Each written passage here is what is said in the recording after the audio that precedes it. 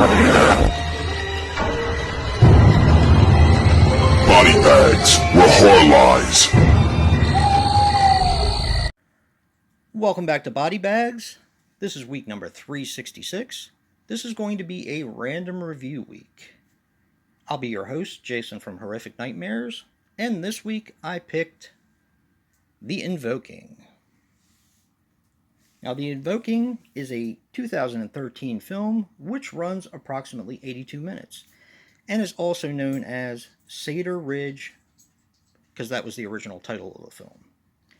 Now, this is written and directed by Jeremy Berg. He did Holiday Hell and The Deuce.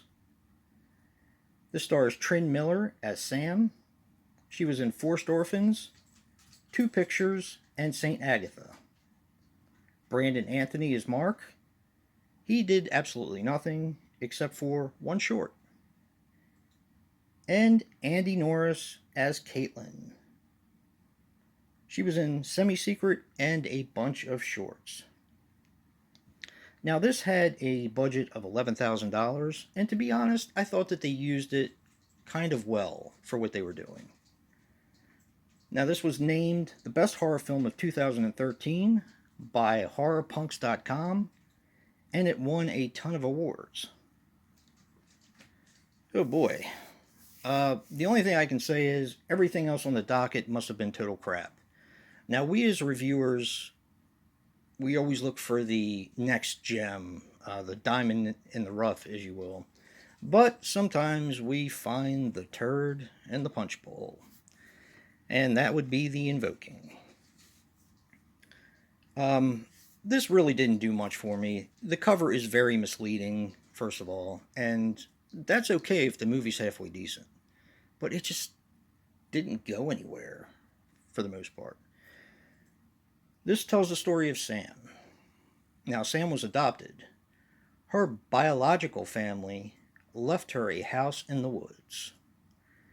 Sam is on the way there to claim her inheritance, if you will, with three friends. Mark, Caitlin, and Roman, if I'm remembering correctly. They go to this house and they're met by a guy named Eric. He, of course, has to unlock the gate. They go back, he locks the gate, and he lives around there, and apparently he was taking care of Sam's aunt before she passed away. When they're in the house, she starts having these weird visions which make absolutely no sense. The best I could get out of it were the visions were supposed to be a representative of things that happened in her past, because apparently she grew up there until she was 5 years old, and then she was put up for adoption. The guy Eric, and I'm not really spoiling anything because I don't really recommend this movie at all, to be honest. The guy Eric was her best friend when she was 5. We come to find that out later on in the film. And it always seemed like there was more to the story, or at least they led you to believe there was more to the story.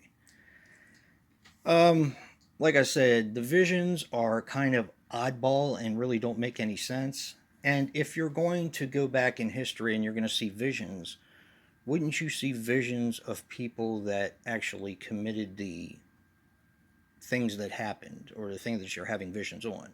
These were basically visions of her friends doing things that people in the past did. It just didn't make any sense to me. I get what they were going for, but to me they failed miserably. It has very little violence, very small body count. I was waiting because, like I said, it's 82 minutes. I'm up around the hour mark at this point. Nothing's really happened. I'm bored out of my mind. And I'm like, okay, well, maybe something will happen to slightly redeem this film in the last 22 minutes. That's incorrect. Yeah. This is kind of a turd. And the worst part is, I have the second one to watch. And who knows what that pile of steaming crap is going to unlock. So, like I said, I don't really recommend this one. I'm usually not that negative on movies, but After the film, I was just like, you know what? That is 82 minutes of my life that I will never get back.